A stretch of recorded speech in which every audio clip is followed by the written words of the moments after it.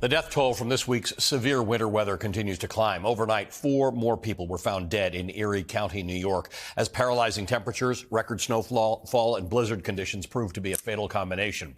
More than half the country is reeling from the effects of a so-called bomb cyclone. In all, NBC News has learned of 32 deaths tied to the extreme weather conditions from the Midwest to the Northeast since Wednesday. The National Weather Service issued a warning letting people know that in some areas, if you go outdoors, quote, frostbite could set in within minutes. Snow is blanketing parts of the Northeast. Up to 48 inches are likely to accumulate in Buffalo, New York. The state's governor, Kathy Hochul, says that Buffalo is seeing the longest sustained blizzard conditions that have ever been recorded there. Separately, the unusually cold weather is causing problems in Texas. The U.S. Energy Department has declared a power emergency in the state because the cold weather has caused power plants to fail, causing a shortage of electricity. You'll remember this has happened before in Texas recently.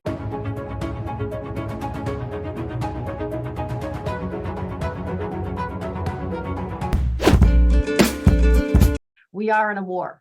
This is a war with Mother Nature, and she has been hitting us with everything she has since the late hours of Thursday into Friday, Saturday, and now on Christmas morning. And this will go down in history as the most devastating storm in Buffalo's long storied history of having battled many battles, many major storms. There has been a confirmed loss of life of 7 individuals. It is my extreme fear that this is going to rise. We anticipate that there are some individuals that will be loss of life, whether it's freezing in homes or in vehicles that are still stranded. We need people to stay off the roads. Yes, one more day. I know it's Christmas. I know how hard it is. You came off of a couple of years of being separated during the pandemic. It's heartbreaking. But to keep you safe, and to all those who have left the security of their homes to help you keep safe, we need your cooperation. An emotional reunion in Columbus, Ohio. 5-month-old twins back home tonight, right in time for Christmas after an alleged kidnapping. One was found abandoned at an airport on Tuesday. The second baby was found after a suspect was arrested. Here's ABC's Mona Karsar-Abdi. Tonight, these 2 babies back in their mother's arms for Christmas, and an Ohio community celebrating. My first instinct was I wanted to hold him, put my arms around him, and just make sure that he was okay. Indianapolis Metro Police Officer Sergeant Sean Anderson describing the emotional moment 5-month-old Kaysen was found safe and reunited with his family days after his alleged abduction. Holding him was like one of the best feelings I've had in my career. And it's really felt like holding one of my own children. Monday night, infant twins Kaysen and Kyer were in the back of their mother's car in Columbus, Ohio, left running while she picked up a food order. That's when police say this woman, Nala Jackson, jumped in and stole the vehicle with the kids inside. My babies is in there. I have twin boys. They're 5 months. They're babies. An Amber Alert immediately went out for the twins. I just miss my babies. Yeah. I miss them being together and their smile. Tuesday morning, Kyer was found near an airport in Dayton. The community gathering to pray for Kaysen's safe return. I pray, God, that you dispatch your angels. Go and rescue them right now, and even as we speak. Those prayers answered when he was found in Indianapolis.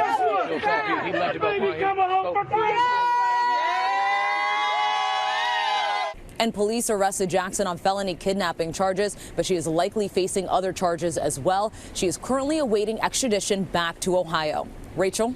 That mother never giving up hope. All right, Mona, thank you. President Trump is responding furiously to the January 6 committee's final report. All as the latest drop of Hope Hicks's testimony sheds new light on his presidency. CBS's Christina Ruffini is at our Washington bureau. Christina, good evening. Good evening. Well, as much of the country prepares to dig into Christmas Eve dinner, Washington is digging through thousands of pages of transcripts just dropped from the January 6 committee, as the committee is all but done with its work.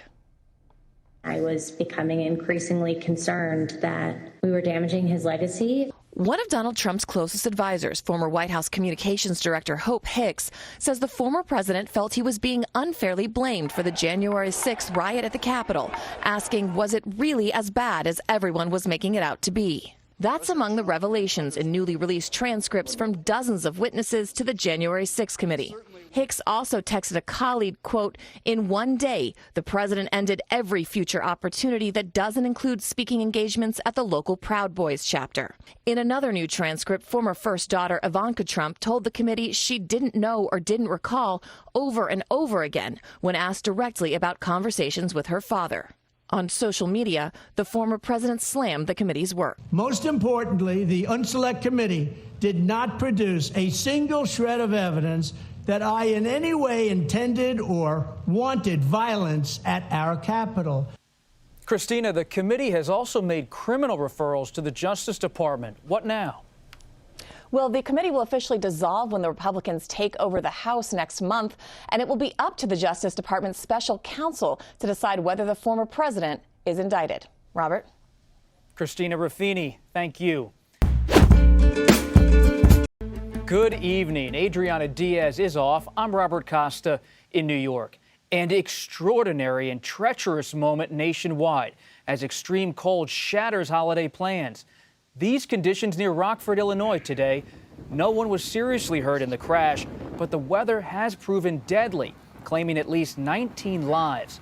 In Seattle, frozen streets sent some cars sliding out of control backward and downhill. It is a deep freeze, blinding blizzards and icy chaos in nearly 5,000 delayed flights, stranding travelers. CBS's Naomi Ruckham is at Newark Airport in New Jersey. Naomi? Robert, good evening. All these delays and cancellations are still coming in, and people only have a few hours to get out if they want to make it in time for Christmas.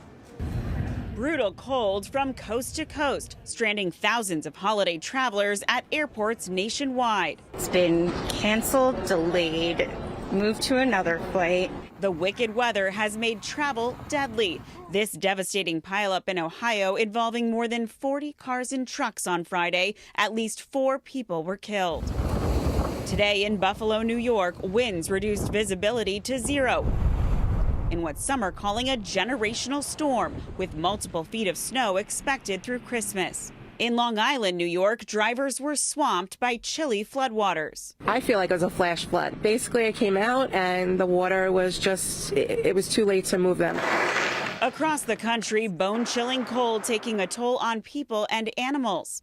In Montana, it's been 40 below or worse for much of the week. These cattle ran through snow as ranchers tried to keep their livelihood safe. Tonight, many states at risk for blackouts or rolling outages. One power operator overseeing 13 states now asking residents to conserve. In El Paso, migrants huddled on the streets, wrapped in blankets in sub-freezing temperatures, waiting for shelters to open. At Soldier Field in Chicago, ticket prices dropped faster than the temperatures to see the Bears take on the Buffalo Bills, with some seats going for less than $10. Airport disruptions are still plaguing travelers trying to make it home. So we missed our flight. What? No way. The Ferretti family had to change their plans last minute, but they're hoping to make it a memorable holiday anyway. We'll just have to reroute Santa Claus and we'll have a good time. And here at Newark, things are moving as folks are getting where they need to go, at least from this airport. One thing that's made this storm so challenging is this severe drop in temperatures, with the mercury plunging in some places as much as 30 or 40 degrees. And this we know, Christmas Day will be bitterly cold for many Americans. Robert? Naomi Ruckham in Newark, New Jersey. Thank you. Now, an air raid alert was issued for the whole of Ukraine a little earlier today. Unconfirmed reports suggest it happened after Russian jets took to the skies in Belarus. President Putin later said he is 100% sure that Russia will destroy US Patriot missiles in Ukraine and that the West is seeking to, quote, tear Russia apart. Well, it comes as officials in Ukraine say 3 emergency workers have been killed on Saturday in the southern region of Kherson. The authorities said they'd been in an area liberated from Russian forces. An explosive device which they'd been working to make safe detonated, killing them all.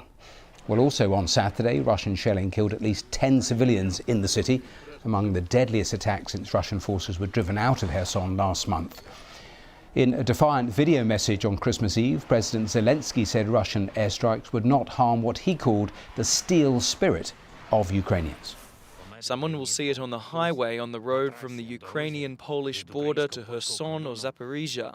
Some will see it through the holes of the bullet-riddled roof of their own homes. Someone will celebrate the holiday in other people's homes, but not with strangers. And someone will spend this Christmas in captivity. But please remember that we are coming for our people. We will return freedom to all Ukrainians. Wherever we are, we will be together today, and together we will look into the evening sky.